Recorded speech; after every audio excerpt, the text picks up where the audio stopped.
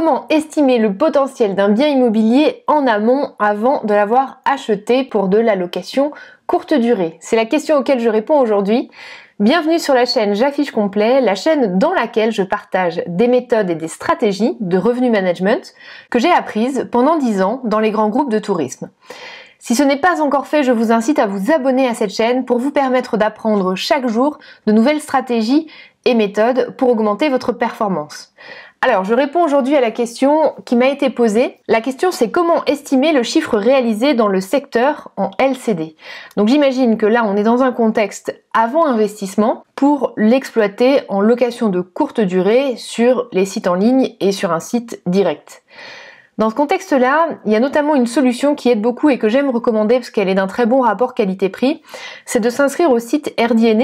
C'est un site en ligne qui diffuse des informations sur la performance sur Airbnb de l'ensemble des acteurs qui placent leurs biens sur Airbnb. Donc ça peut être appartement, mais aussi gîte ou hôtel.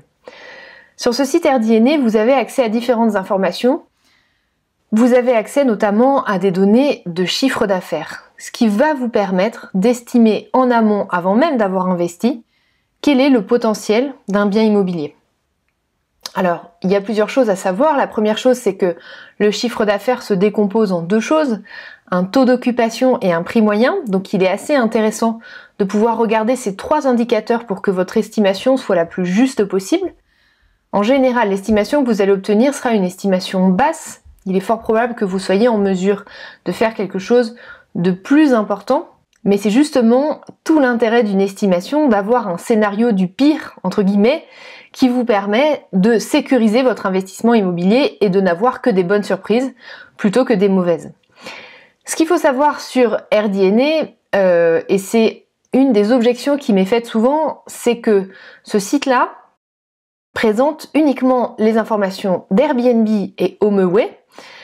Donc Airbnb est assez limité puisqu'on n'a pas Booking par exemple ou Expedia qui sont aussi de très gros acteurs sur lesquels un certain nombre d'interlocuteurs vendent énormément. Ce que fait Airbnb pour avoir une estimation la plus juste possible, c'est que en cas de vente, si l'acteur a un channel manager, le système va estimer un revenu. Il va estimer un revenu en considérant le prix qui a été placé sur Airbnb, même si ça n'a pas été vendu sur Airbnb.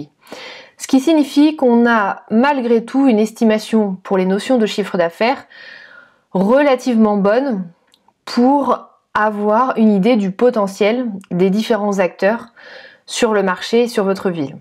Un autre point important sur Airbnb, c'est que vous avez la possibilité de filtrer. Vous pouvez filtrer par type de bien, par capacité.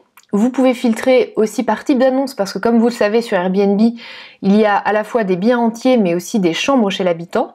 Donc vous avez la possibilité de faire un filtre sur ça et vous avez du coup aussi la possibilité de filtrer par nombre de chambres et par capacité d'accueil. Il y a enfin un deuxième filtre qui est aussi très important, c'est le filtre des percentiles. Alors je pourrais faire une vidéo sur le sujet si vous le souhaitez pour clarifier vraiment la notion de percentile. Le percentile permet en fait d'avoir une idée de performance. C'est-à-dire que plus le percentile est haut et plus vous comparez aux acteurs du marché les plus performants. Cet indicateur-là, ce filtre-là est aussi d'une très bonne aide parce que ça vous permet tout de suite d'avoir une notion de chiffre d'affaires la plus en adéquation possible avec la typologie de bien que vous allez proposer. Si c'est un bien rénové sur lequel vous venez d'investir de l'argent, il est évident que vous aurez probablement la possibilité de vous comparer aux percentiles les plus importants, 75 ou 90. Voilà, j'espère que cette astuce aura pu vous aider. Si vous n'avez pas encore lu mon livre blanc qui vous aide à lancer votre propre stratégie de revenu management, je ne peux que vous inciter à le télécharger gratuitement dans le lien qui est juste en dessous de cette vidéo. Et moi, je vous dis à demain pour une nouvelle vidéo sur le revenu management.